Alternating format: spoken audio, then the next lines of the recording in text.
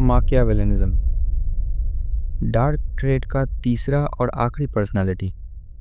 तीनों पर्सनालिटी में सबसे खतरनाक माना जाता है।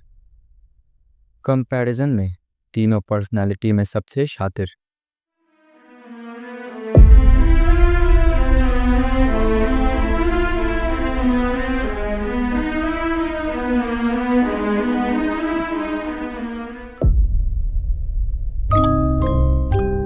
फिफ्टीन हंड्रेड्स में एक किताब पब्लिश हुई थी जिसका नाम था The Prince by Niccolo Machiavelli. उसी के नाम पे ये टर्म यूज़ किया जाता है, मैकियावेलिनिज्म। निकोलो मैकियावेली 16th सेंचुरी का सबसे ज़्यादा कलंकित और बदनाम फिलोसोफिस्ट माना जाता था। चलिए शुरू से शुरू करते हैं और जानते हैं ऐसी कौन सी चीज़ें हैं जो मैकियावेलियंस को मैकियावेलियंस बनाते हैं।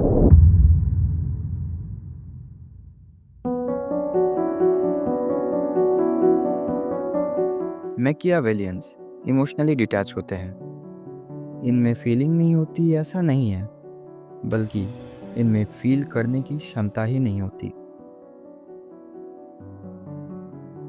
लेकिन आप एक मैकियावेलियन को कभी उसके इमोशन से नहीं भाप सकते। डार्क थ्रेड के पिछले दो पर्सनालिटीज़ को आप उनके फीलिंगलेस नेचर से पहचान सकते हो, पर मैकियावेलियंस फीलिंग ना होने के बावजूद फीलिंग्स को मिमिक कर सकते हैं, और इतनी अच्छी तरीके से कर सकते हैं कि किसी को यह पता ही नहीं लग सकता कि उन्हें फीलिंगलेसनेस की बीमारी है। वो फीलिंग को एक मैनिपुलेटिव टूल की तरह यूज़ करते हैं। मैकियावेलियंस एक्सट्रीम सेल्फिश नेचर के होते हैं, पर वो इस नेचर को रिवील नहीं होने देते क्योंकि उन्हें खुद को कंट्रोल करना अच्छी तरीके से आता है।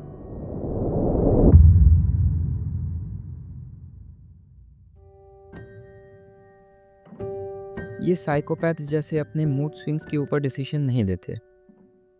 उन्हें अपने आप को नियंत्रण में लेना अच्छी तरीके से आता है, और जब मैं कह रहा हूँ कि अच्छी तरीके से, तो मेरे कहने का मतलब पिछले दो पर्सनालिटीज से है। उनमें फोकस कमाल का होता है। उन्हें एंड रिजल्ट्स को रीच करना अच्छी तरीके से आता है। वो अपने गोल्स को अचीव करने के लिए किसी भी हद तक गिर सकते हैं। मैकियावेलियंस का एंड गोल पैसा और पावर होता है, और इसीलिए वो इसके लिए बहुत ज़्यादा पैशनेट होते हैं। वो इसके लिए अगर किसी को ख़त्म भी करना पड़े तो वो करते हैं।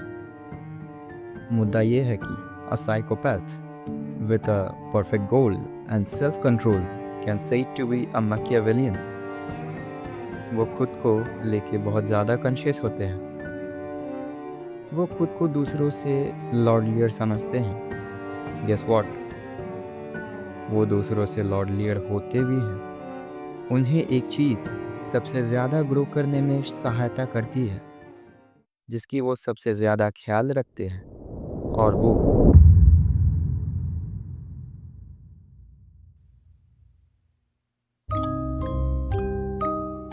मैकियावेलियंस इंटेंस शेल्फिश होते हैं।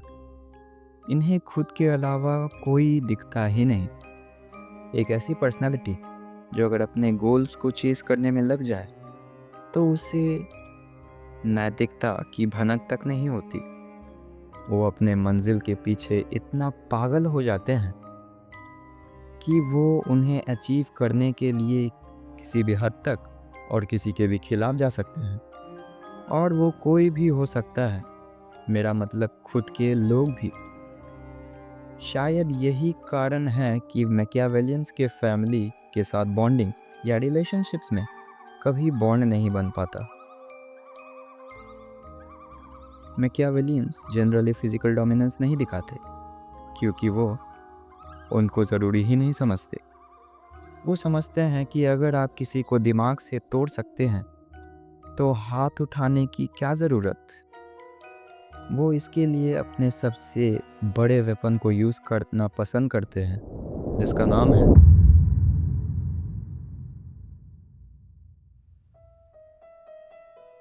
मैकियावेलियन डार्क ट्रेड के तीनों पर्सनालिटी में सबसे ज़्यादा मैनिपुलेटिव होते हैं। वो किसी को भी मैनिपुलेट करने की क्षमता रखते हैं, किसी के भी माइंड को लेके खेलने की क्षमता रखते हैं। मेंटल हेल्थ को तबाह करके रीशेप करना ये उनके लिए एक आम बात होती है। वो बातों को इतनी सुंदरता से फ्रेम करते हैं कि किसी को भी खुद के ऊपर शक हो जाए।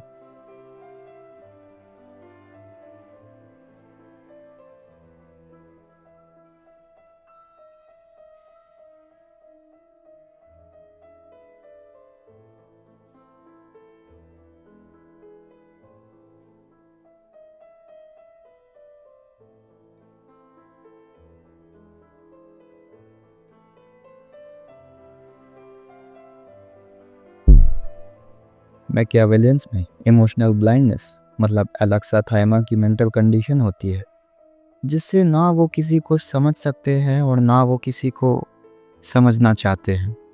एलेक्सा ही कारण है कि उनकी रिलेशनशिप और फैमिली लाइफ उतनी अच्छी नहीं होती, क्योंकि वो उस चीज़ के काबिल ही नहीं होते। भले ही वो ये प्रिटेंड करे कि वो किसी को चाहते हैं, पर रियलिटी में वो उसे चाह ही नहीं सकते।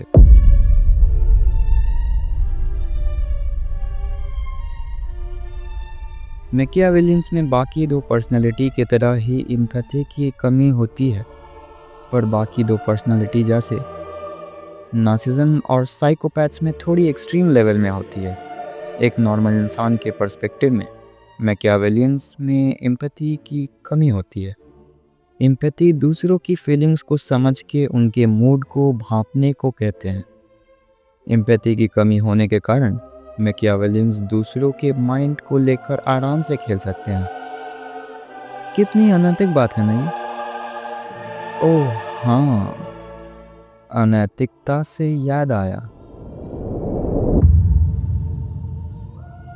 मोरालिटी। मैकियावेलियंस के लिए नैतिकता तब तक ही ज़रूरी है जब तक वो उनके रास्ते में ना आए, लेकिन वो नैतिकता को सबके सामने नहीं तोड़ना चाहते या फिर नहीं तोड़ते, क्योंकि उन्हें पता है कि हर आदमी नैतिकता का सम्मान करता है, बल्कि सम्मान ही नहीं, उसका गुलाम बना फिरता है। अगर वो नैतिकता को तोड़ने की गलती करेंगे तो उसे सब अपना दुश्मन मानने लगेंगे। दुश्मन से याद आया, मैकियावेलियंस अपने दुश्मनों को हराते ही नहीं बल्कि उसे ख़त्म कर देते हैं, और उसे इस हिसाब से ख़त्म करते हैं कि उनका वजूद बस किताबों के पन्नों में रह जाता है। एक्चुअली मैकियावेलियंस बुनियादी स्तर पर ऐसे नहीं होते, उनके दिमाग को तोड़ मरोड़ कर ऐसा बनाया जाता है। मैकियावेलियंस यकीनन दूसरों से अलग होते हैं, पर उनके इस अलग नेचर के पीछे कई सारे ट्रॉमा होते हैं जो उन्हें बचपन में मिलते हैं। ये ट्रॉमा उन्हें उनके माता पिता या फिर उनके परिस्थिति से मिल सकते हैं, जिसके बाद उनका दिमाग मैकियावेलियन ग्रोथ को ट्रिगर करता है। एक नॉर्मल इंसान के मुकाबले उनके दिमाग का प्री फ्रंटल कॉर्टेक्स दूसरों से बड़ा होता है। एक बुरा चाइल्डहुड एक परफेक्ट सराउंडिंग होता है मैकियावेलियन डेवलपमेंट को अंजाम देने में। इसकी बुनियादी बचपन से ही शुरू हो जाती है। आप सबको लग रहा होगा कि मैकियावेलिनिज्म परफेक्ट है, पर यह इंसानी तौर पर नहीं। अगर एक मैकियावेलियन को कामयाबी मिल भी गई तो वो उसे फील ही नहीं कर सकता। उनका सबसे बड़ा हथियार उनका सबसे बड़ा दुश्मन भी है। असल ज़िंदगी में हम जिन्हें टॉप 1% में जानते हैं, उनके मैकियावेलियन होने के चांसेस बहुत ज़्यादा होते हैं। वैसे आपको टॉप 1% से तो समझ आ ही गया होगा